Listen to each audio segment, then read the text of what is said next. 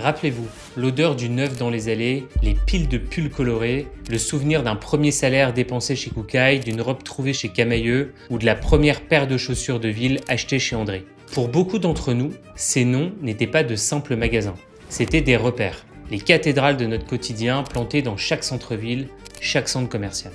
Aujourd'hui, ces repères sont devenus des cicatrices, des vitrines vides, des rideaux de fer baissés. Camaïeu, San Marina, Kookaï, Gap, André. En l'espace de 18 mois, la liste s'est allongée. Des milliers d'emplois ont été détruits, des dizaines de magasins en liquidation judiciaire ou en redressement. Pourtant, pendant que les géants d'hier s'effondrent, de nouveaux acteurs comme Shein, valorisé à 66 milliards de dollars, ou Cézanne, qui tutoie les 400 millions d'euros de chiffre d'affaires, ne se contentent pas de survivre, ils prospèrent. La question n'est donc pas « est-ce que le retail est mort ?» La vraie question, c'est pourquoi certains meurent alors que d'autres bâtissent des empires. Dans cette vidéo, nous allons disséquer les causes de cette hémorragie et surtout, nous allons vous donner la carte pour traverser ce champ de ruines, pour construire sur l'autre rive. L'effondrement de Camaïeu ou d'André n'est pas un accident. C'est le symptôme final d'une maladie qui rongeait le secteur depuis une décennie. Un ancien cadre l'a d'ailleurs résumé avec une lucidité terrible. On a été un peu les dinosaures du textile, on n'a pas vu le météore arriver. Le premier symptôme, c'est la dette. Beaucoup de ces enseignes ont été étranglées par des montages financiers, des LBO qui les ont laissés avec des dettes colossales, parfois près de 700 millions d'euros. Et sans oxygène financier, impossible d'investir, impossible de rénover les magasins, impossible d'innover, c'est une spirale qui est mortelle. Le deuxième symptôme, c'est la vitesse, ou plutôt leur absence totale de vitesse. Une marque traditionnelle met 6 à 9 mois pour qu'un vêtement passe du dessin à la mise en rayon. Zara le fait en quelques semaines et Shein en quelques jours. Ils ne lancent pas 2000 produits par an, ils en lancent 6000 par jour. Puis est arrivé le coup de grâce, la pandémie. Le Covid a agi comme un accélérateur brutal, forçant une bascule vers le digital que ces enseignes déjà affaiblies n'étaient absolument pas prêtes à assumer.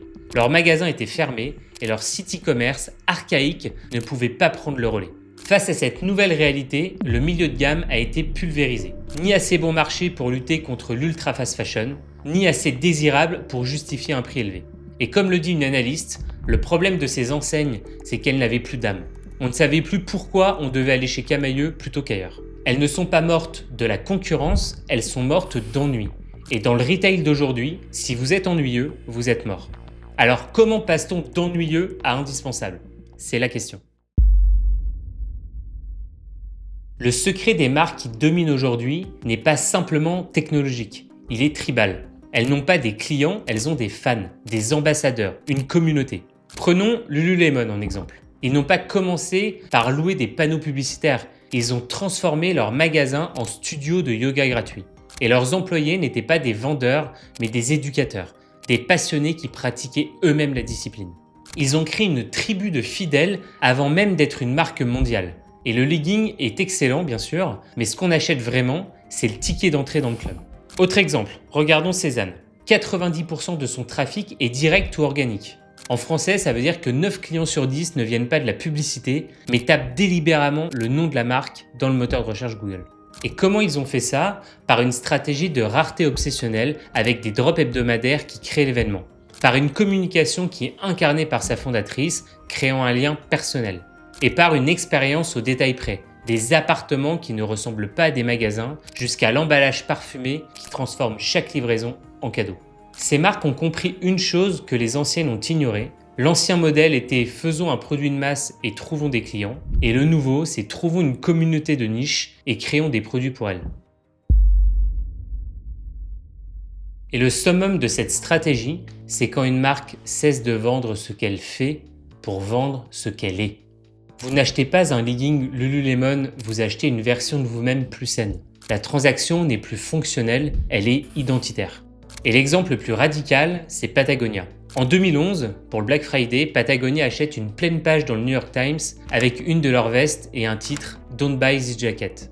N'achetez pas cette veste. Le texte expliquait le coût environnemental de sa fabrication et demandait aux gens de ne pas acheter ce dont ils n'avaient pas besoin.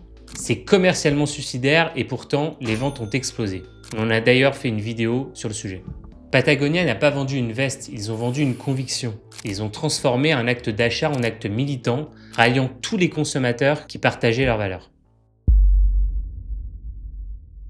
Mais alors comment fait-on du retail nouvelle génération? En bâtissant 3 piliers indestructibles. Premièrement, faites de votre magasin une destination, pas un entrepôt. La question à vous poser est la suivante. Pourquoi un client se déplacerait-il? La réponse n'est pas pour prendre un produit, c'est pour vivre une expérience. Et ça veut généralement dire des surfaces plus petites, mais ultra premium, des lieux où l'on vient pour un accompagnement personnalisé, du conseil introuvable en ligne. Ça veut dire aussi un lieu de vie où on organise des événements exclusifs, des ateliers, des rencontres. Le magasin doit devenir le QG physique de votre communauté. Deuxième pilier, construisez des ponts, pas des silos. Le web et le physique ne sont pas des concurrents, ce sont des coéquipiers. Le parcours client doit être fluide. Le click and collect est la base, mais il faut aller plus loin. Un client peut-il vérifier le stock d'un magasin depuis votre site, réserver un article en ligne pour l'essayer en boutique? L'objectif est simple, utiliser la puissance du digital pour enrichir l'expérience physique et vice-versa. Et chaque canal renforce l'autre. Troisième pilier, votre arme secrète, c'est l'humain. Dans un monde de chatbot, d'automatisation, d'IA, le contact humain est un luxe. C'est votre plus grand atout. Formez vos équipes pour qu'elles ne soient pas des caissiers, mais des conseillers experts, des stylistes, des ambassadeurs passionnés. Le conseil sur mesure, l'attention portée au client, la relation de confiance.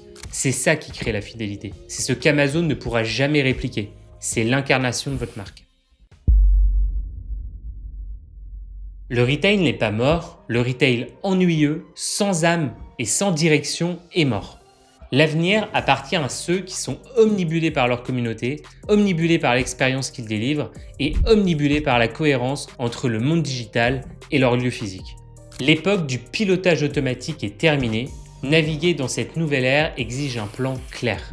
Et transformer cette complexité en une stratégie limpide, c'est notre mission chez Alexandrie. Si vous voulez qu'on bâtisse votre plan d'action, le lien pour nous parler est dans la description.